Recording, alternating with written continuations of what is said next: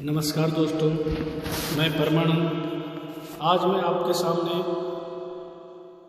लंकाधीश रावण की एक ऐसी आत्मविभोर करने वाली कथा के साथ हाजिर हूँ, जिस कथा का वर्णन ना तो वाल्मीकि रामायण और ना ही तुलसीकृत रामायण में मिलता है।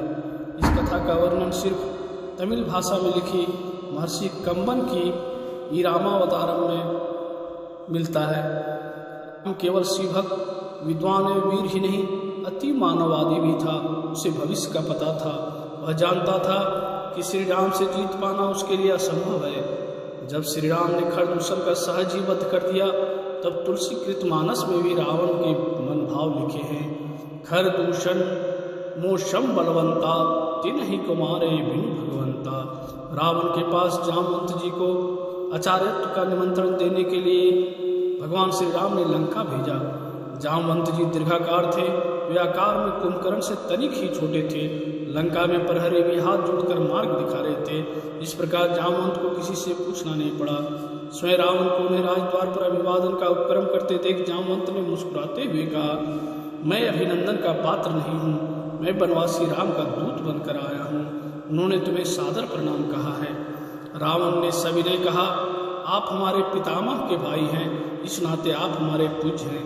कृपया आसन ग्रहण करें। यदि आप मेरा निवेदन स्वीकार कर लेंगे, तभी संभवतः मैं आपका संदेश सावधानी से सुन सकूंगा।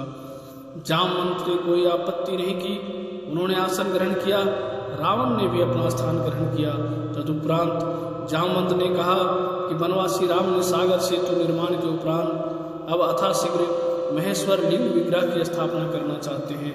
इस अनुष्ठान को संपन्न कराने के लिए उन्होंने ब्राह्मण, वेदज्ञ और सेव रावण को आचार्य पद पर वर्ण करने की इच्छा प्रकट की है। मैं उनकी ओर से आपको आमंत्रित करने आया हूँ।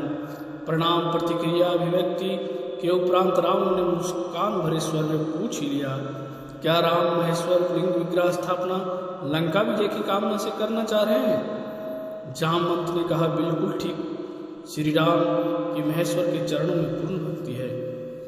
जीवन में प्रथम बार किसी ने रावण को ब्राह्मण और आचार्य बनने योग्य माना था।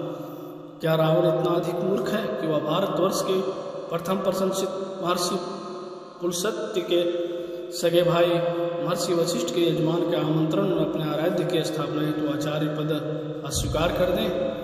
रावण ने अपने आप को संभाला और कहा, आप पधारे। यजमान उचित अधिकारी है, उसे अपने दूत को संरक्षण देने आता है। राम से कहिएगा कि मैंने उसका आचार्यत्व स्वीकार किया। जामवंत को विदा करने के उपरांत लंकेश ने सेवकों को आवश्यक सामग्री संग्रह करने हेतु आदेश दिया और स्वयं अशोक वाटिका पहुंचे। यजमान जो आवश्यक उपकरण उपलब्ध न कर सके, उसे जुटाना आचार्य का कर्तव्य होता है। रावण जानता है कि बनवासी राम के पास क्या है और क्या होना चाहिए। अशोक उद्यान पहुंचते ही रावण ने सीता से कहा कि राम लंका विजय की कामना से समुद्र तट पर महेश्वर लिंग विग्रह की स्थापना करने जा रहे हैं और रावण को आचार्य के रूप में आमंत्रित किया है। यजमान का अनुष्ठान पूर्ण हो, यह दायित्व आचार्य का भी होता है। तुम्हें विदित हो कि अर्धांगिनी के बिना गृहस्थ के सभी अनुष्ठान अपूर्ण रहते हैं। विमान आ रहा है, उस पर बैठ जाना। ध्यान रहे कि तुम वहाँ भी रावण के अधीन ही रहोगी। अनुष्ठान समापन के उपरांत यहाँ आने के लिए विमान पर पुनः बैठ जाना।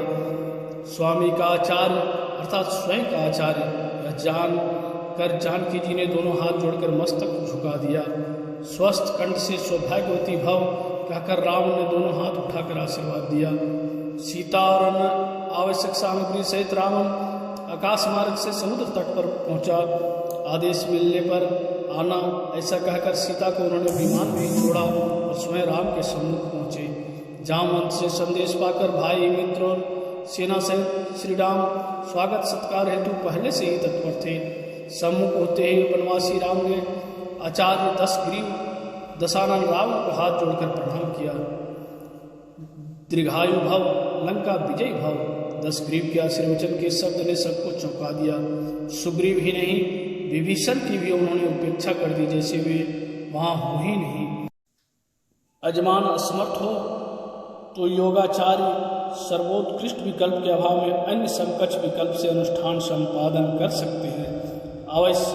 अवश्य, किंतु अन्य विकल्प के अभाव में ऐसा संभव है, प्रमुख विकल्प के अभाव में नहीं। यदि तुम अविवाहित, विधुर अथवा परित्यक्त होते तो संभव था।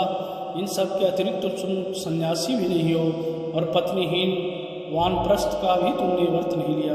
इन परिस्थितियों में पत्नी रहित अनुष्ठान तुम कैसे कर सकती हो? कोई उपाय आचार्य? राम ने पूछा। आचार्य, आवश्यक साधन उपकरण अनुष्ठान उपरांत वापस ले जाते हैं। स्वीकार हो तो किसी को भेज दो। सागर सन्निकट पुष्पक विमान में यजमान पत्नी विराजमान है। श्री राम ने हाथ जोड़कर मस्तक झुकाते हुए मौन भाव से इस सर्वश्रेष्ठ युक्ति को स्वीकार किया। श्री रामादेश के परिपालन में विभीषण मंत्रियों सहित पुष्पक विमान तक गए और सीता सहित लौटे। अर्ध यजमान के पासर में बैठो अर्ध यजमान। आचार्य के इस आदेश का वैदेही ने पालन किया। गणपति पूजन, कलश पूजन और नवग्रह पूजन उपरांत आचार्य ने पूछा, लिंग विग्रह? यजमान ने निवेदन किया कि उसी ने गत रात्रि के प्रथम पहर से पवन पुत्र कैलाश गए हुए हैं, अभी तक लौटे नहीं हैं, आते ही होंगे। आचार्य रावण ने आदेश दे दिया, विलंब नहीं किया जा सकता है। उत्तम मुहूर्त उपस्थित है, इसलिए अविलंब यजमान पत्नी बालू का लिंग विग्रह स्वयं बना लें। जनक नंदिनी स्वयं के कर कमलों से समुद्र तट की आर्द्र रेणुकाओं से आचार्य के निर्देशानुसार अथेष्ट लिंग विग्रह निर्मित किया। यजमान द्वारा रेणुकाओं का आधार पीठ बनाया गया। श्री सीताराम ने वही महेश्वर लिंग विग्रह स्थापित किया। आचार्य ने परिपूर्ण विधि विधान के साथ अनुष्ठान संपन्न कराया। अब आती है बारी आचार्य की दक्षिणा की। श्री राम ने पूछा, आपकी दक्षिणा? पुनः एक बार सभी को चौंकाया आचार्य दशानन के शब्दों ने।